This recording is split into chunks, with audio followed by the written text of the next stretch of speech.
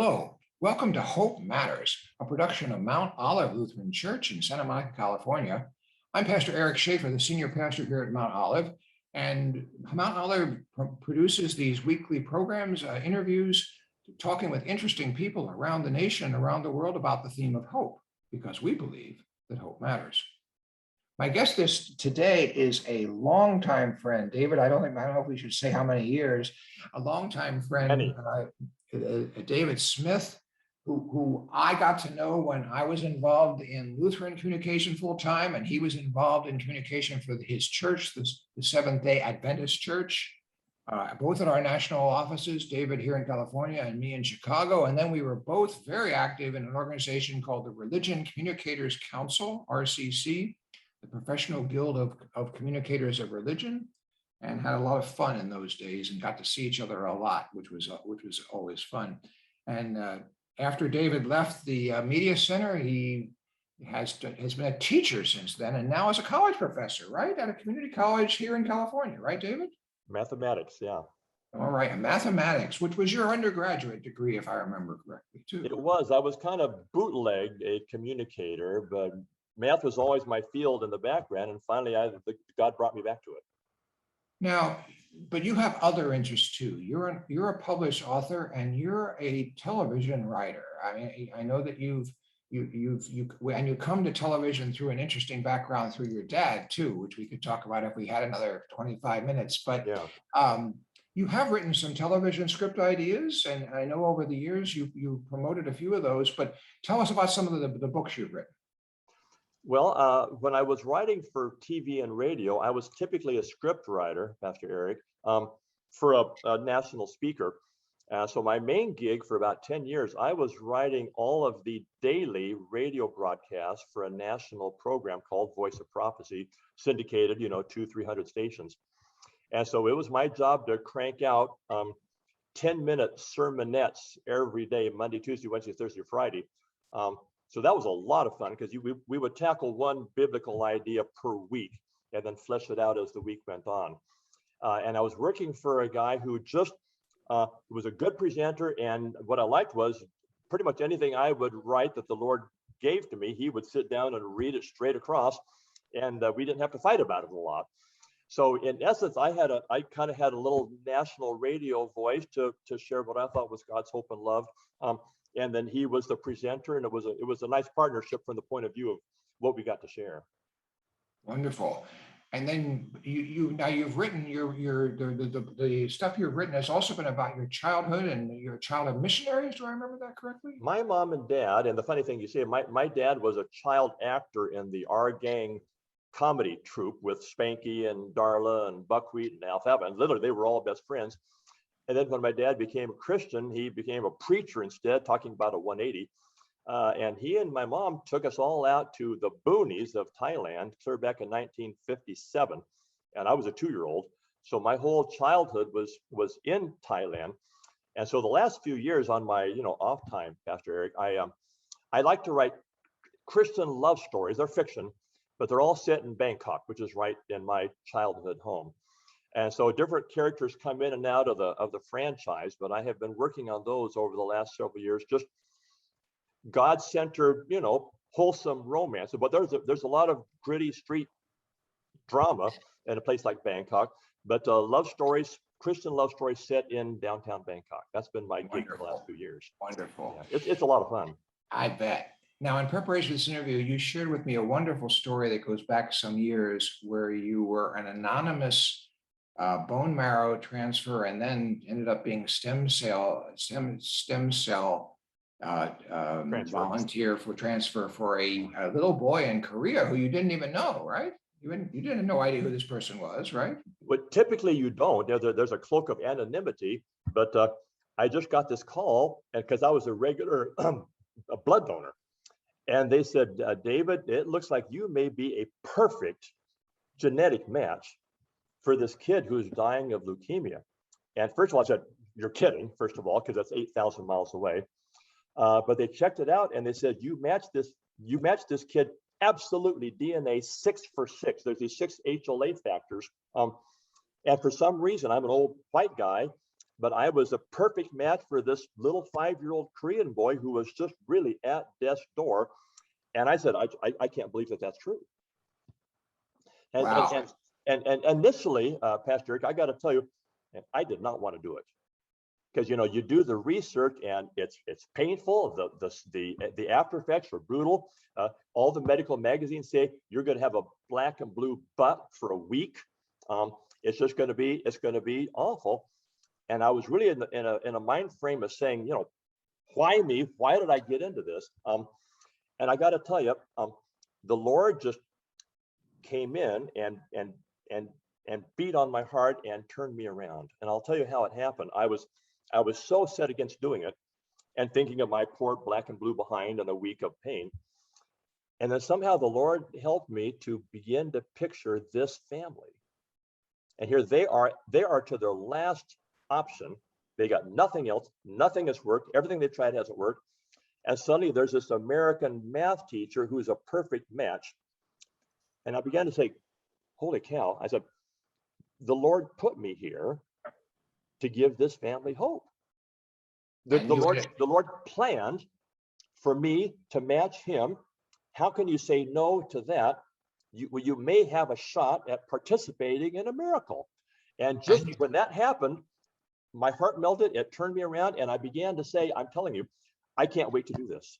I can't wait to do it. You did it, and even though the bone marrow didn't work, the stem cell did, and this little boy is still alive 20 years later?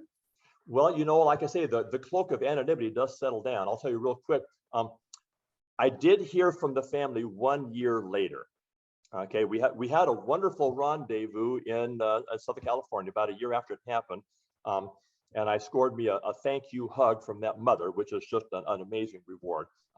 But about a year later, Pastor Eric, his uncle called me all the way long distance from Seoul.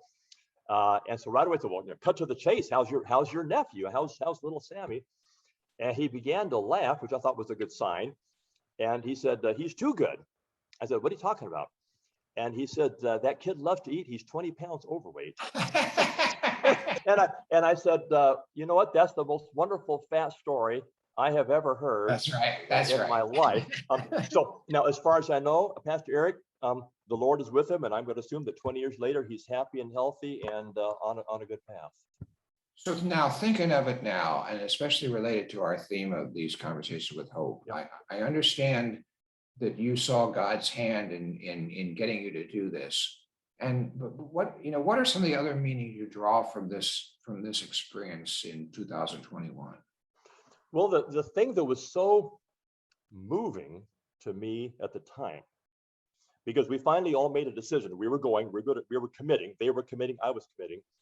So they brought me down to City of Hope, right down here in Duarte, and for one last consult. And the doctor said to me, now, David, they said, you understand this is voluntary. Nobody can make you do it. It's all voluntary. I said, well, I get that, but I'm here. And then the main doctor reached into a drawer and he pulled out a sheet of paper. It wasn't a contract. It wasn't legal. They wanted me to sign it. And just, good faith promise. And then here's what the doctor said. He said, David, you sign this paper. And based on you signing this, we bring in this little boy and his mom a week ahead of you, 7 days. And with this family putting all their faith, all their hope, everything on that signature on a piece of paper, they then take that little boy and they take his busted little fragile immune system, such as it is, they've ruined, and they burn it right out of him. And so for 7 days, he has nothing. His white cell system is gone. And then the doctor said, David, even in that 7 days, you could still back out. But he said, if you do, just know that this little boy is going to die because he and his mom will have already played their last card. Wow. And that just chilled me. Wow. Pastor Eric, I had never heard anything like that in my life. To think that for 1 week, this family would have nothing except for my signature on a piece of paper. And so what do I take out of that here 21 years later? First of all, the idea of you come down to your last extremity and there's nothing else. except the miracle working power of a God who can back up what he says. Because this family had gone plan A, plan B, plan C, plan X, plan Y. And they were down to plan Z. And then somehow God used me and them and the doctors and everybody and the Holy Spirit to make this work. And so when you talk about hope, our hope comes from this loving God who sets up these rescues. I mean, he set up this rescue 40 years before the kid was born.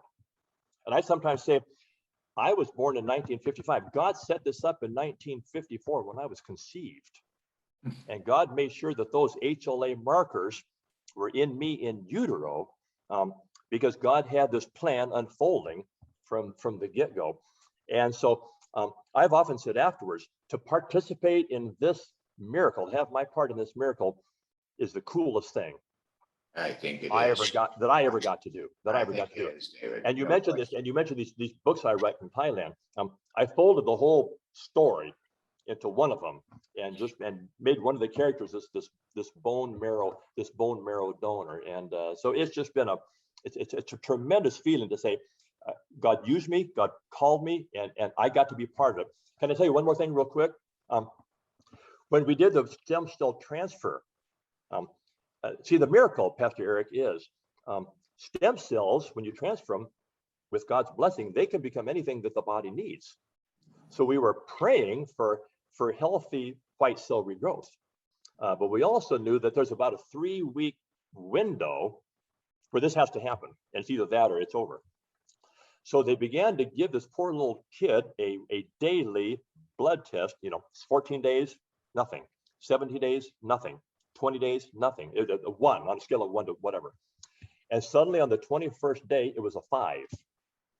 And the doctor said real quick to the lawn, now don't get excited. It might just be a 1-day spike. But then the day 22, it was a 6. And the doctor finally just peeled off his mask and set down the stethoscope and said, you know what? I think we got it. And I always say, Pastor Eric, I was sitting right there front row seat when God worked a miracle.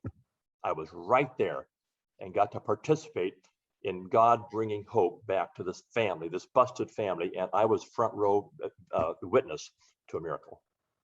It's wonderful.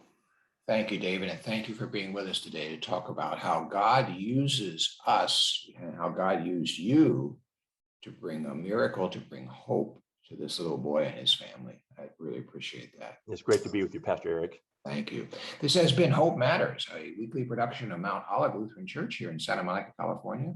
I'm Pastor Eric Shafer. My guest today has been David Smith, a longtime friend of mine, and with a wonderful story about God's hope working through people, including himself today.